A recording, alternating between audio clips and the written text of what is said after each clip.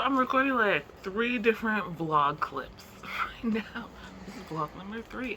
Alright, hey, this is Lashette from Scarlet Moon Creations, and I'm back with a new video. This is my vlog for reading my June Remix classic pick, My Dear Henry by Kaylin Barron.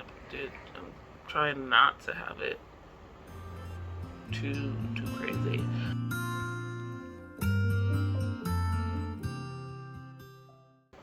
This is a remix of the Strange Case of Dr. Jekyll and Mr. Hyde. A thing I did not realize is that this original was by Robert Louis Stevenson, who also wrote the Treasure Island, and my brain cannot compute that this man wrote both. But also, yes, Treasure Island, even originally it was more like a boy's story with some very adult, weird things happening in them. The Strange Case of Dr. Jekyll and Mr. Hyde feels, I think, from what I remember, more adult. That being said, I think I probably read the original around the same time that I read Frankenstein and some other kind of horror classic, which are by women, and I maybe associated, I just, assumed that those authors wrote this. So, surprise! I want to try to read Dr. Jekyll and Mr. Hyde, but I am also trying to read this in the month of June. It is currently June 29th. I haven't started yet, but this is less than 300 pages.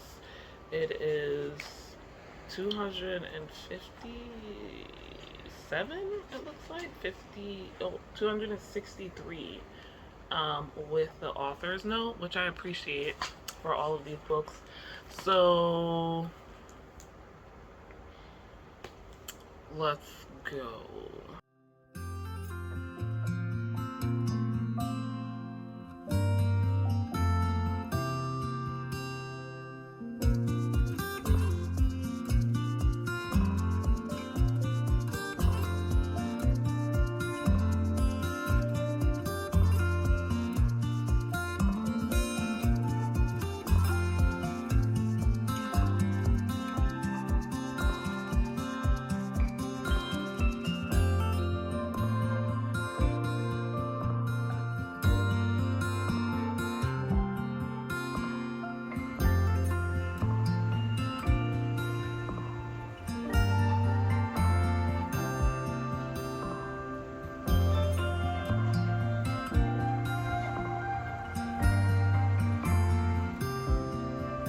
I just needed to share this line with you.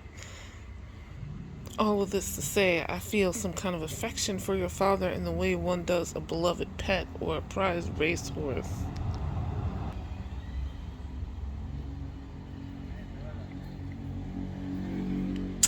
So, yeah, I'm only up to the beginning of chapter 3, but I've just made a realization, and I thought I would share it, so this will be a better vlog than the last one. So there are chapter titles with the names, and I'm thinking,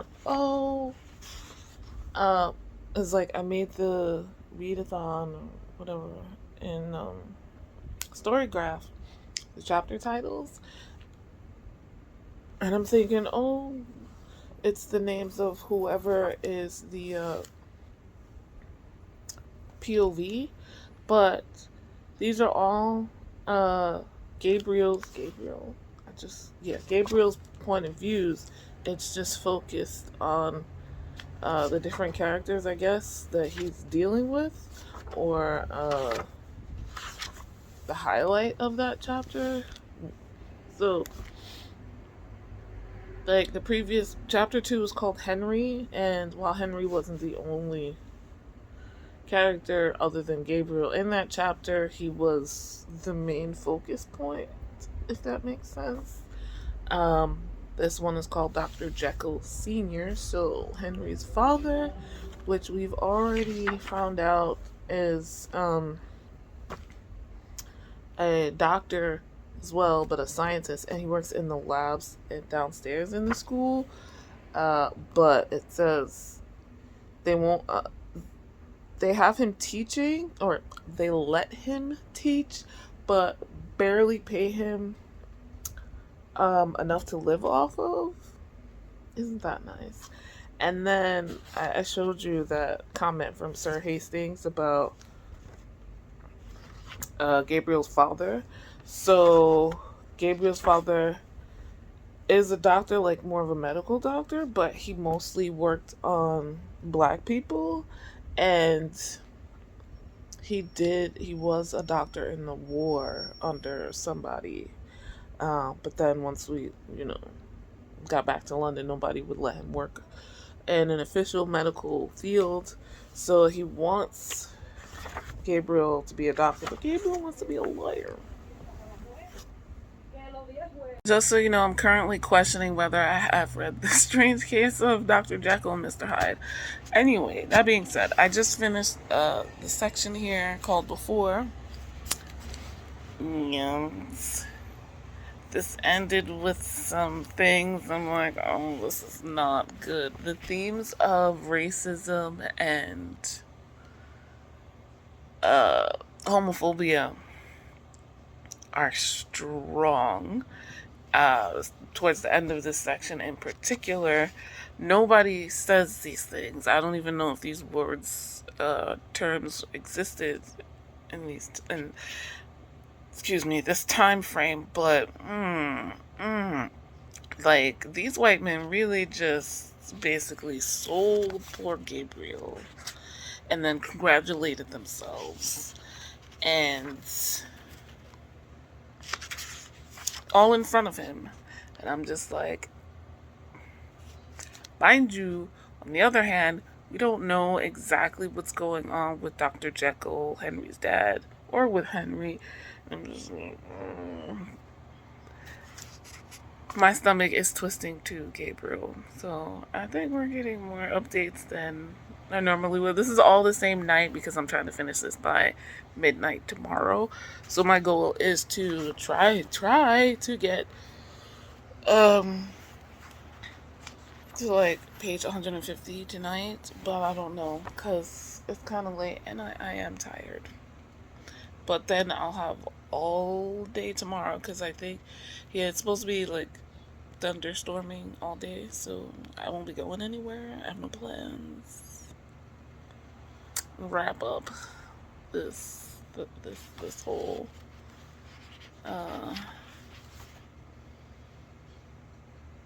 book in 2 days.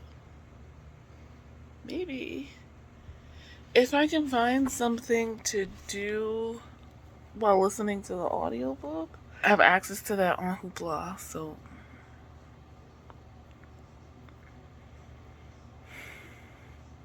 there's always something to clean, I suppose. Okay. Good morning. I have not gotten myself together yet. I just wanted to give you a brief update. Today is June 30th, the last day of June. I did make it past the halfway mark last night by watching the replay of the Battle of the Booktubers sprints. Thank you to Danny Dabbles for those sprints and everybody who was in them. I made it to 146, so that is past the halfway mark. I'm hoping to finish this during the morning. Currently, I'm in wake up sprints, Sunday morning sprints. I'm not in them. I'm watching them. Courtney from Tangible Reads, and yeah. So the other thing I wanted to say is just I think I realized that these books do read fairly quickly. I find myself often irritated the first 50 pages or so. Like, what is this? Why is this? Um, with the remix classics, even with an author that I like, I am saying that with this one because I was just like, why are you doing this last night? Um, the other books before Self-Made Boys, I was taking my time with. See, I put like, these parts mostly for the discussions in the read-along on Storygraph, which each book has. I put those in, but then like to break up the discussion so there's not like spoilers for later things when people are discussing earlier things. But I kind of like in my head made that, oh, that's how much I'll read a day, and then I would put it down and like not be enamored for the most part for most of them in the first like 50 pages or so. So I'm just gonna get into something else because I can read 50 pages in an hour. And so yeah, I think I've been dragging out reading each book for like a week or 4 or 5 days when I can read them in 2 or 3. Clash of Steel so far is the thickest one. That's the only one that's gone over like I think 400 pages. So ain't no reason. There's no reason. I don't know. So it's just a reading habit I've somehow picked up with these books. When they're YA and they don't need to take that long. Excuse my hair because I haven't gotten ready for the day yet. The other thing I want to say, so these kids is dramatic. Like it's so dramatic at first. The relationship happens really quickly, in my opinion. Like, but I guess the author needed to establish that because that's the before section, and then the present section. I think it's called present, right? I'm gonna pass it already. Is the bulk of the book. So I guess the author was like, I really need to quickly establish like their relationship. But I was just like, this is a little fast for me, but it does happen. No, it's fast. I was gonna say it happens over the course of 2 years, but and off the page. But like I like the butterflies in the stomach and the blushing and the they're cute or whatever that you get with YA relationships. But yeah, then it's just like they're holding hands and everybody knows about them, and I'm like,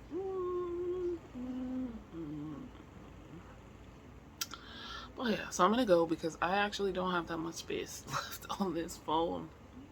I don't know how well you can hear me, but because the fan is right here, but I need it, y'all. I have it on the lowest setting, so it is what it is.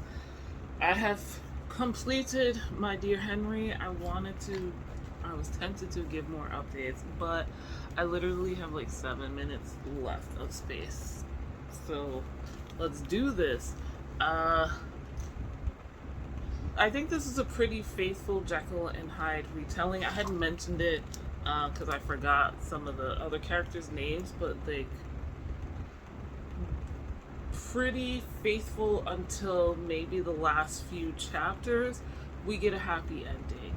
I think the transformation is kind of obvious, but maybe not.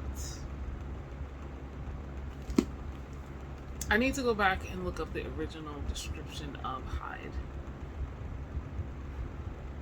I do remember there being like some homoerotic undertones in the original, and this plays out directly onto the page here. And I have to go back on what I just said. The first section, the before section, definitely I feel is different than the original, but I'll maybe reread but I don't think I'll have much to say. So we'll see if we'll get a vlog on that or not. I don't know. But I appreciate the duality, hyper focusing on homosexuality. The point here in both of these men, both Gabriel and Henry, boys, being black in Britain during the Victorian era, essentially, is to show that black people existed then, and also I think there's some generational divide here as well, given like both of their fathers want them to do well, as parents do, but they also want them to succeed in a white world by following, in some way, making themselves as close to what whiteness says is successful and following in that way, and neither one of them necessarily personally want to do that. And Henry's father, Dr. Jekyll, when he sees that his son is also homosexual, that's like one too many struggles for him, and he's like, no, we gotta fix this. So there's that. It was very interesting. I think it's less creepy, just enough, but less creepy than the original because of that. I don't know. It's kind of light. That's why I think I'm thinking 3.5. I enjoyed it. I didn't love it. I didn't love Dr. Jekyll and Mr. Hyde though, and like I said, this follows the story for the most part pretty faithfully. It doesn't have as many changes as, say, Self-Made Boys in the outcomes, but let's just say it's a happy ever after, love wins all, and black women come and fix things as per usual. I had forgotten about Henry's mother, Mrs. Jekyll, and like when she came back on the scene, I was like, oh yeah. And then like she immediately was just like, bruh, what you doing? So she was not having Dr. Jekyll's bullshit. So it's like, why did she do that before? But then we got a scene with her and Gabriel and Mr. Poole, the butler or whatever have you, discussing like where she's been, and I was like, oh yes. But a good retelling. I think I was remembering a synopsis of another retelling from a woman's point of view, so this is not the first where there's a romantic subplot,